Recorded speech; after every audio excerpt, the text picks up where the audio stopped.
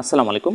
যারা সেচিপ প্রকল্পে আছেন, এডুকেশন সেক্টরে যারা সেচিপ প্রকল্পের আওতায় চাকরি করছেন, তাদের জন্য সুখবর, সেচিপ প্রকল্পের মেয়াদ বৃদ্ধি করা হয়েছে। আজকের এই ভিডিওতে এই সুখবরটি বিস্তারিতভাবে আপনাদের সাথে শেয়ার করব, তাই না টেনে পুরো ভিডিওটি মনোযোগ সহকারে দেখুন। আশা করছি আপনারা হতাশ হবেন না, বরঞ্চ খুশি হবেন। আপনারা স্ক্রিনে দেখতে পাচ্ছেন শিক্ষা মন্ত্রণালয়ের মাধ্যমিক ও উচ্চ শিক্ষা বিভাগ ও মাধ্যমিক ও উচ্চ শিক্ষা অধিদপ্তর এই নোটিশটি জারি করেছে। এখানে 30/12/2024 তারিখে এই নোটিশটি জারি করা হয়েছিল। আপনাদের সাথে আজকে শেয়ার করছি। এখানে নোটিশের বিষয় হচ্ছে secondary education sector investment programme বা সেচিপ এর মেয়াদ বৃদ্ধি সংক্রান্ত সূত্র মাধ্যমিক ও উচ্চ শিক্ষা বিভাগের স্মারক নম্বর। এই স্মারকের তারিখ হচ্ছে 3 ডিসেম্বর 2024।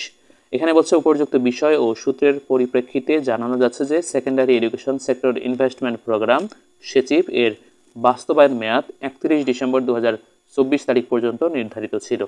মাধ্যমিক শিক্ষার গুণগত মান উন্নয়নে সেচিপের কার্যক্রম এবং জনবল অপরিহার্য বিবেচনায় এবং চলমান কার্যক্রমের ধারাবাহিকতা বজায় রাখার লক্ষ্যে আগামী 31 ডিসেম্বর 2026 তারিখ পর্যন্ত প্রোগ্রামের মেয়াদ বৃদ্ধির বিষয়টি প্রক্রিয়াধীন।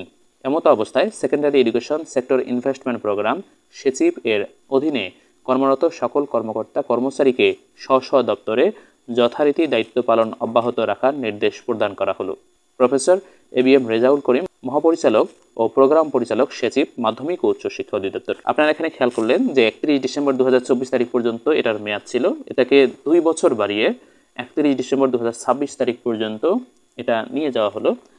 এটা অবশ্যই আরও বাড়বে, কারণ এই সেচিপ প্রকল্পটা কখনো বাংলাদেশ থেকে বিলুপ্ত হবে না। যারা এই প্রোগ্রামের সাথে যুক্ত আছেন তারা চাকরি করতে পারবেন, তবে এই চাকরিটা অতি দ্রুত রাজস্ব খাতে নিয়ে যাওয়া উচিত, কারণ তারা দীর্ঘদিন সময় দিয়েছেন, এখানে মেধা দিয়েছেন, মেধা দিয়ে এই কাজগুলো করেছেন।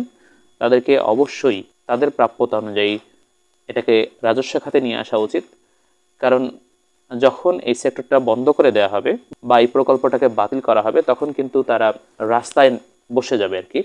মানে তাদের চলে ফিরে খাওয়ার মতো কোনো আর জায়গা নেই, যেহেতু তারা এখানে জীবন যৌবন সবটাই দিয়েছেন, মানে সময় ফুরিয়েছেন।